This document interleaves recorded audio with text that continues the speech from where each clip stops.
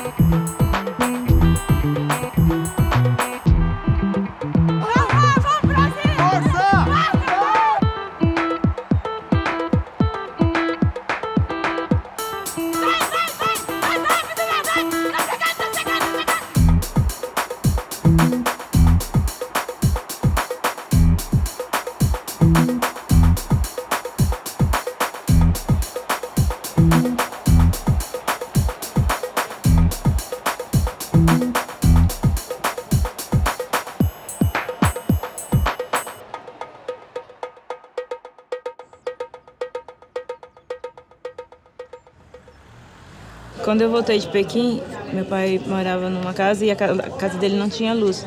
Aí eu trouxe a medalha para ele ver. Ele foi e trouxe uma vela para iluminar a medalha e ele conseguir ver.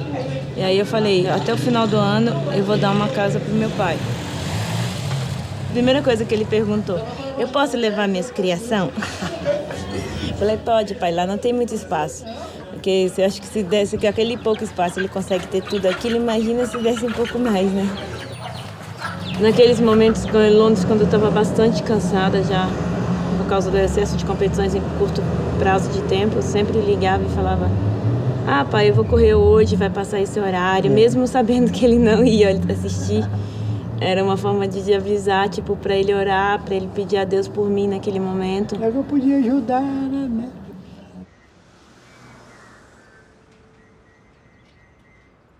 Minha família, eu não me lembro muito do rosto da minha mãe, mas que eu parecia muito fisicamente e psicologicamente com ela. A perda maior da minha vida foi a perda da minha mãe. Desse casamento do meu pai com a minha mãe, somos 11. Desses 5 irmãos são deficientes visuais com retinose pigmentar, que é falta de células de luminosidade na retina. E quando eu tinha 16 anos, a médica chamou, fez o exame de fundo de olho em mim, nos meus irmãos, e falou, vocês têm retinose pigmentar, não tem cura, existe a possibilidade de perder o pouco de visão que vocês têm e a causa provável é que seus pais são primos. Aí foi a notícia mais chata, foi que eu achava que eu tinha 50% de visão. E aí ela falou, você tem menos de 5. Quando eu era criança, que eu tinha um pouco mais de visão, mas eu não conseguia nem me reconhecer no espelho. Eu achava que todo mundo enxergava como eu, não tinha noção que eu era diferente das outras crianças. Eu conseguia ver cores, vultos, tipo, se a pessoa tivesse de peito, se era uma árvore, um cavalo, uma pessoa, sabia que tinha uma coisa, mas quem era, o que era, não. Identificar isso durante o dia. Durante a noite, eu só via luzes. O meu campo visual foi comprometendo porque a miopia foi aumentando. 18 graus de miopia e 8 graus de astigmatismo. de maneira que ficou tudo muito mais embaçado do que antes. E somado ao astigmatismo, aí ficou ainda mais distorcido. E a retinose, o nível que eu tenho é muito grande, então precisa de um contraste exagerado, tipo a luz muito forte, ou do sol direto no rosto, para saber que tem uma diferença de tons mesmo. Mesmo que tenha sido uma notícia drástica, para mim foi um bálsamo, porque agora eu sabia como que eu ia ter que me preparar para sobreviver. Porque até então, a minha expectativa era em algum momento, tipo, eu enxergar ou fazer um tratamento ou fazer uma cirurgia. Contra fato, não tem como você lutar. Então eu aprendi a engolir seco, mas entender que eu precisava aprender a ser feliz e sem enxergar. Não dava para colocar como desculpa não ver.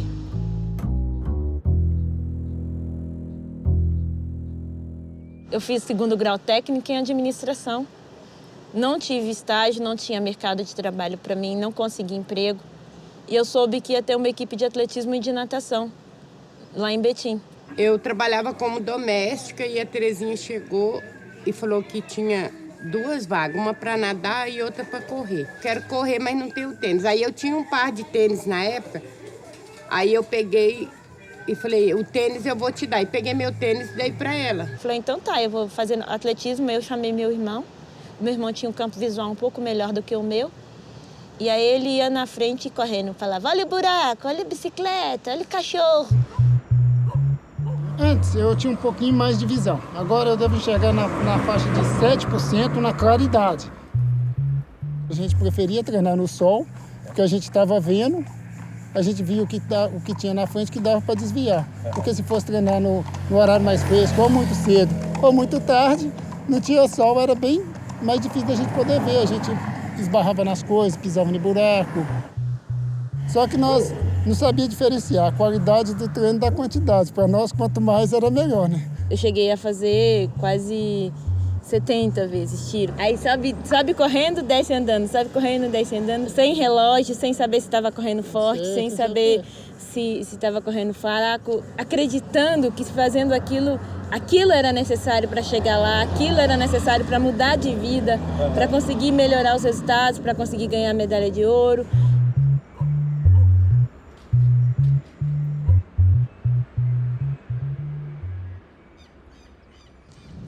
Falaram, vai ter uma corrida de rua em Belo Horizonte e vai ter dinheiro. Acho que era R$100 por primeiro, 80 por segundo e 60 por terceiro. Aí eu falei, eu vou.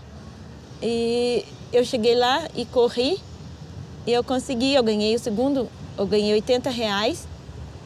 E aí eu falei, tô milionária. Peguei esse dinheiro e eu desci já no ponto de ônibus e fui no mercado. E desde criança eu queria tomar um iogurte.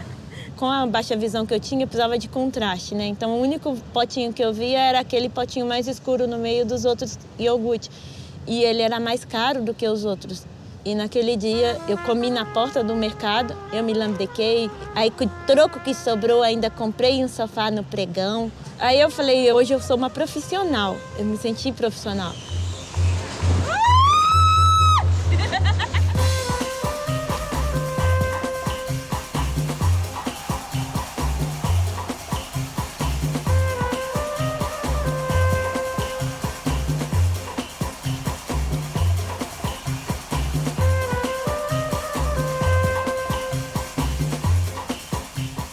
De Pequim a Londres eu troquei de guia 2 vezes e eu precisava de um nome de alguém. Eu falei, eu preciso de alguém que goste de treinar. Aí eles falaram, o Guilherme é a pessoa ideal. E nesse momento exato, o Guilherme chegou. Aí eu falei, ô Guilherme, você acabou de treinar? Ele falou, eu fiz 3 tiros de 600. Eu falei, então você não vai dar conta de me guiar no 400. Ele falou, só se for agora. A primeira competição nossa foi em São Paulo, né? Foi meio um teste. Eu corri com ela os 400 metros, em agosto de 2010.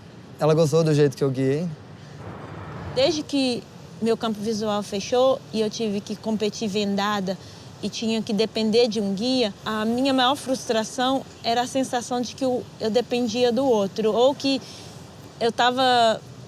Não era só eu, entende? E com o Guilherme eu me senti correndo sozinha. Os outros guias que correm com os atletas começam a falar no ouvido, né? Vai, vamos lá, vamos nessa, não sei o quê. Vamos, força. Eu não, a única coisa que eu falei pra ela era curva e reta e na hora de chegar ao tronco, né? Só esses 3 comandos, né? Tudo que eu falo que vou fazer, pra ele já tá pronto. Se eu falo que vou correr pra 11, ele fala, nós já vamos correr pra 11. Ele não duvida. Se eu falar que quero quebrar o recorde mundial amanhã, a gente entra na prova para quebrar o recorde mundial amanhã. Até agora são 6 recordes mundiais e mais de 30 vitórias. Ou seja, todas as provas que nós disputamos, com exceção do 400 em Londres, a gente venceu. Olha, olá! Oh, ficou calado. Só tem nós na torcida.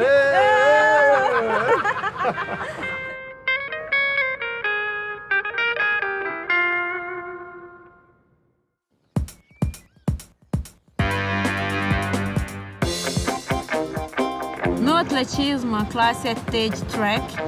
Para os visuais são 11, 12 e 13. Quanto menor o número, maior o comprometimento. Na classe T11, os atletas têm comprometimento visual suficiente para que a visão seja desprezível. Na classe T12, tira a venda e o atleta pode usar ou não guia, dependendo do campo visual dele. Na classe 13, os atletas têm uma visão que permite que eles compitam nas mesmas condições de um atleta convencional, não existe uma regra específica. A pessoa com deficiência visual na classe T11, que é uma cegueira total ou desprezível de visão. Às vezes as pessoas podem enxergar vultos, enxergar sombras, alguma coisa assim. Mesmo assim, todas as pessoas da categoria dela têm que usar uma venda ou um óculos vendado, né? No caso da Terezinha estilosa, gosta de usar uma venda personalizada, né? Como ela não enxerga, ela precisa de um guia, né? E esse guia, esse cara sou eu, né? Então, tá, né? O que nós fazemos, né? Nós usamos 2 blocos e 2 raias, né? O bloco de partida é esse aqui. Na hora da pisada, temos que estar sincronizados. Suponhamos que ela estiver correndo com a perna direita na frente. Isso. E eu com a direita, aí a nossa sincronização não vai ser legal, entendeu? Por isso nós temos que alternar o braço e a perna para não se atrapalhar na hora da corrida.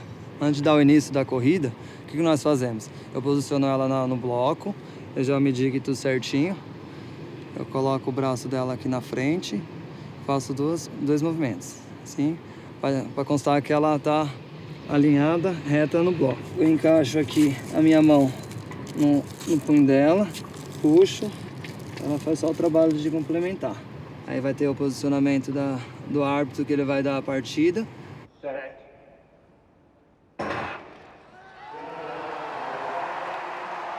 Provas que contém curva e reta, no caso dos 400 metros e 200, quando tá chegando na reta, eu falo para ela reta, aí se posiciona o corpo para não ficar inclinado, curva, ela dá uma inclinada para fechado. Se o guia chega na frente do atleta, o atleta é desclassificado, né? Quando chega próximo de uns 5 metros da chegada, eu falo para ela inclinar o tronco, né? Só falo para ela tronco, para dizer que está chegando, para ela ganhar uns centésimos a mais na corrida.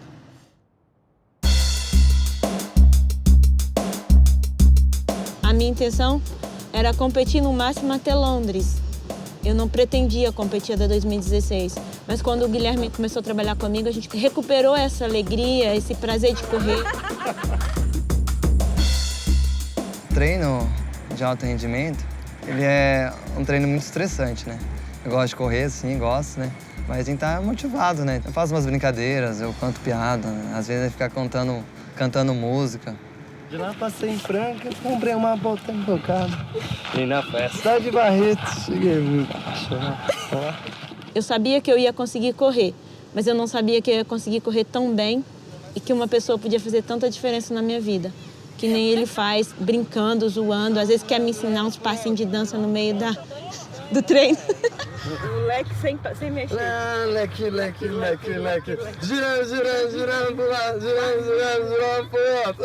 Aí no passinho do volante eu quero ver o baile todo. Essa parte de poder usar peruca, chapéu, flor, tudo no cabelo. Eu e o Guilherme e a minha irmã fomos juntas, compramos, escolhemos os desenhos, tudo culpa do Guilherme.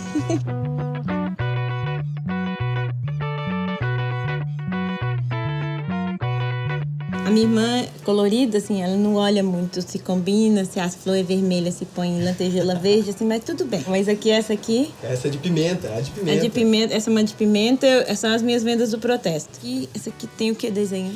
Essa é azul com umas menininhas desenhadas. Então, essa aqui é cor, quando eu tô, sabe, que a prova já ganha. Eu já tô comemorando.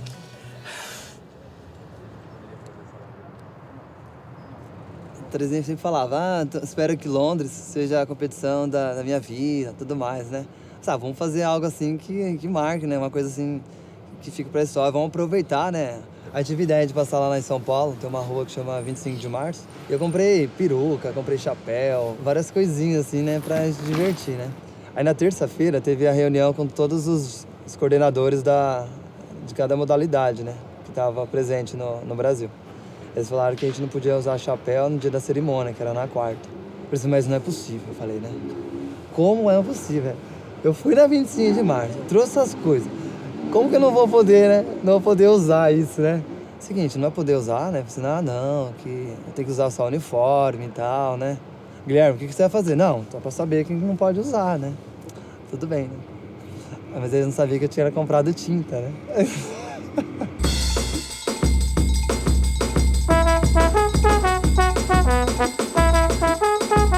A ordem do progresso é assim, ó. Os dentes. É os dentes. Verde, amarelo, azul e branco.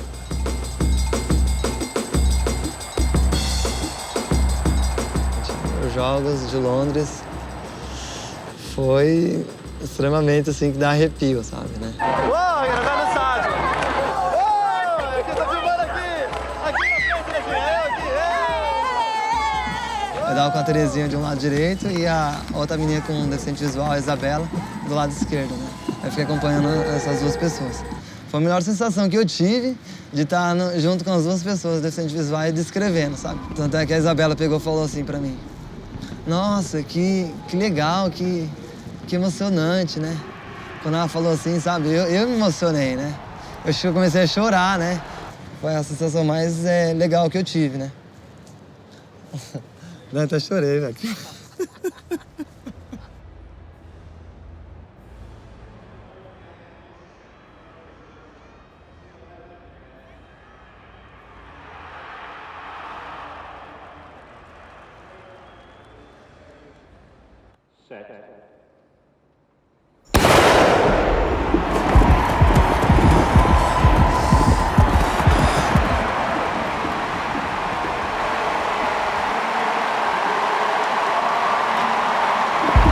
Resta.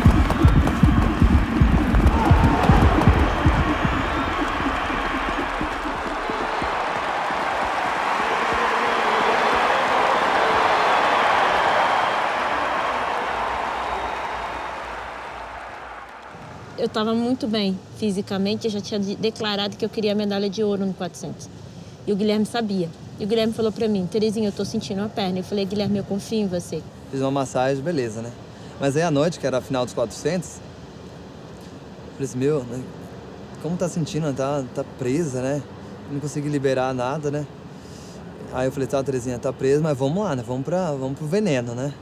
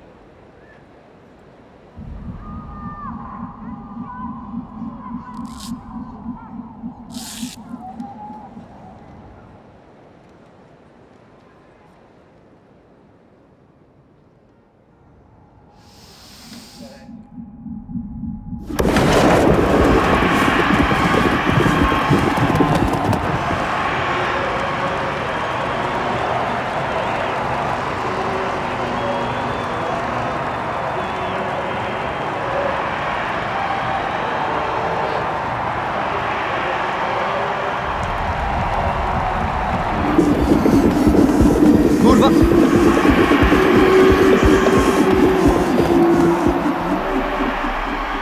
Faltava 120, eu falei pra ele, 120, a minha perna deu aquelas desviadas, né? Disse, meu Deus, né? Não vou aguentar, né? A gente descoordenou. E aí ele soltou a cordinha, eu não consegui entender o que estava acontecendo.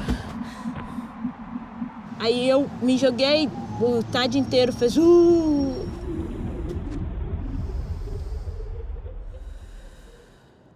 Não sei quantos segundos eu fiquei, mas a sensação foi que eu fiquei uma vida ali.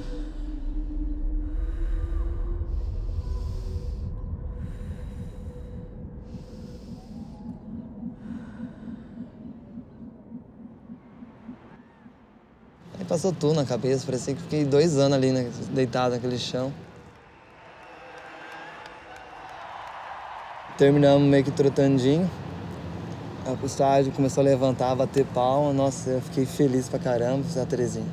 O que aconteceu isso, hoje, amanhã vai ser bem diferente, né? Você pode ter certeza, né? A gente foi para o atendimento pro gelo junto, trotamos junto, fiquei com ele, a gente almoçou, jantou junto. E aí no dia seguinte eu falei, você vai lá e põe só a fita e aquela fita colorida para isolar o músculo e a musculatura eu tenho certeza que não vai prender. Você confia em mim, né? Aí ele falou, eu confio. Então ele foi lá e fez o coisa e nesse momento que ele foi, eu fui me montando para correr os 100 metros.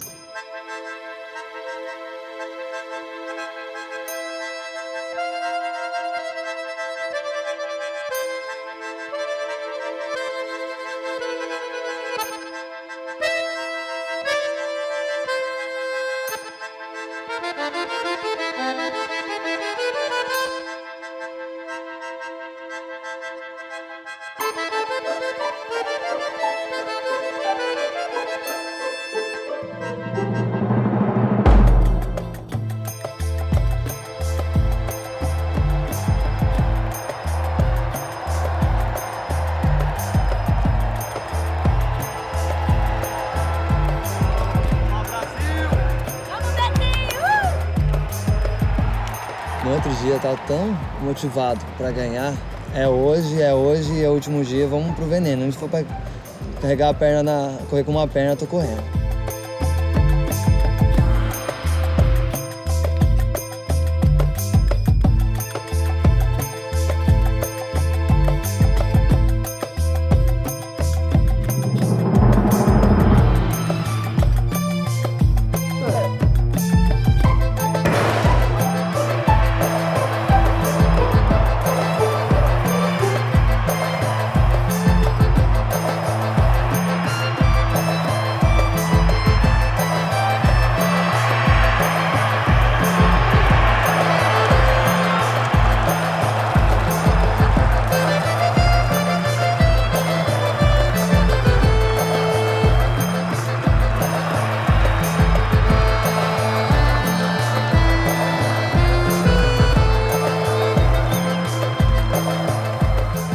Quando eu coloquei a venda nos olhos dele, foi uma forma de dizer que nós dois somos um.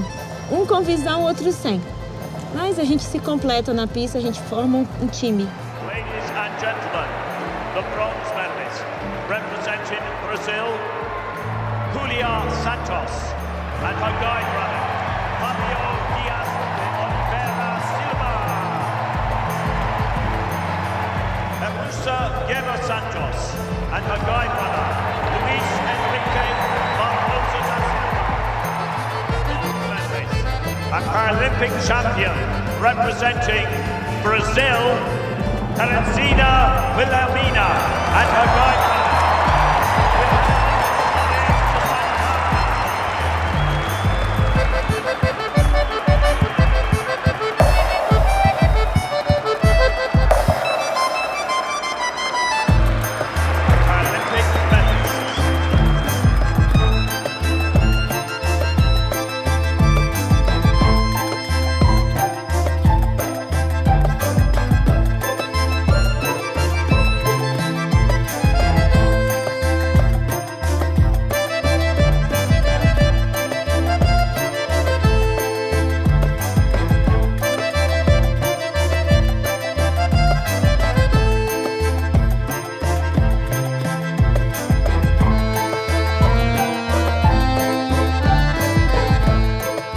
Aí eu falei pra Terezinha, o Fábio pegou a Jerusa, o Luizinho também. Você quer me carregar, né? Eu falei, sem chance, nós vamos dançando.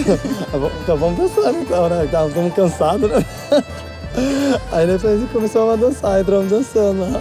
Que a intenção era ser um forró, mas acabou saindo como uma valsa.